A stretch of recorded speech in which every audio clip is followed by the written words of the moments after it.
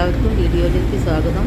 ഇന്ന് നമ്മളൊരു family tour, അതായത് വയനാട്ടിലേക്ക് കാരാപ്പുഴ ഡാമിലേക്കുള്ള ഒരു യാത്രയായിരുന്നു. ആ യാത്രയിൽ ഉണ്ടായിരുന്ന സന്തോഷങ്ങളും അനുഭവങ്ങളും ഒക്കെ നിങ്ങളെ മുമ്പിൽ പങ്കുവയ്ക്കുകയാണ്. എല്ലാവരും ഒരു യാത്ര പോവേണ്ടത് അത്യാവശ്യമാണ്. നമ്മൾ ഈ തിരക്കേറിയ ജീവിതത്തിൽ മെൻ്റലി റിലാക്സിന് വേണ്ടിയിട്ട് നമ്മൾ ഈ യാത്രകളൊക്കെ നല്ലതാണ്. പ്രത്യേകിച്ചും ഒരു ഫാമിലി ഒത്തുള്ള യാത്രയാകുന്ന സമയത്ത് അത് വളരെയധികം സന്തോഷമുള്ളതായിരിക്കും. നമ്മുടെ യാത്രയിൽ കണ്ട കാഴ്ചകളും എല്ലാവരും ഒത്തുള്ള ആ സന്തോഷങ്ങളും നിങ്ങളെ മുമ്പിൽ ഞാൻ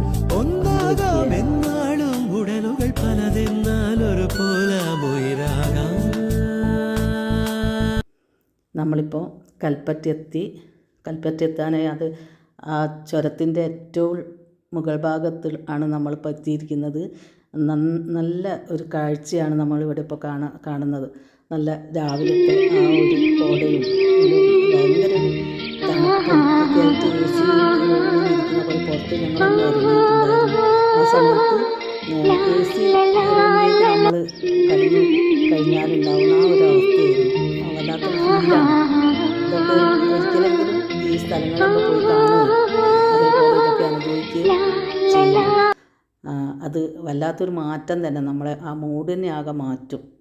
അപ്പോൾ അത് ഒന്ന് എല്ലാവരും യാത്ര പോകാൻ ശ്രമിക്കുക. ഈ യാത്രയിൽ എന്നോടൊപ്പം നിങ്ങൾ അവസാനം വരെ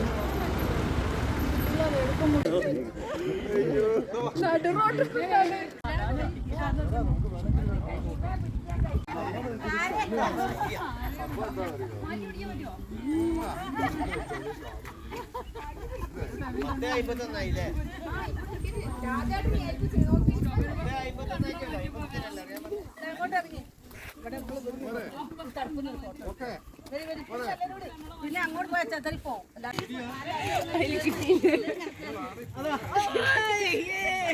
അഡ്വഞ്ചർ.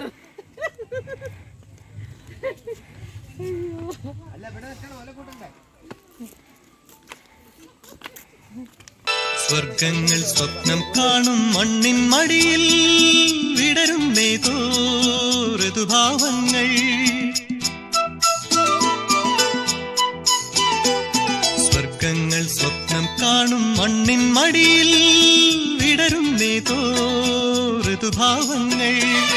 നിറമേഴിൻ തുമ്പത്ത് സ്വരമേളത്തിറയാട്ടം മാറിക്കാർമുഖം മാറിൽ ചാത്തിയിടും മാനം പൂമാനം. സ്വർഗങ്ങൾ സ്വപ്നം കാണും മണ്ണിൻ മടിയിൽ വിടരുന്നേതോ ഋതുഭാവങ്ങൾ.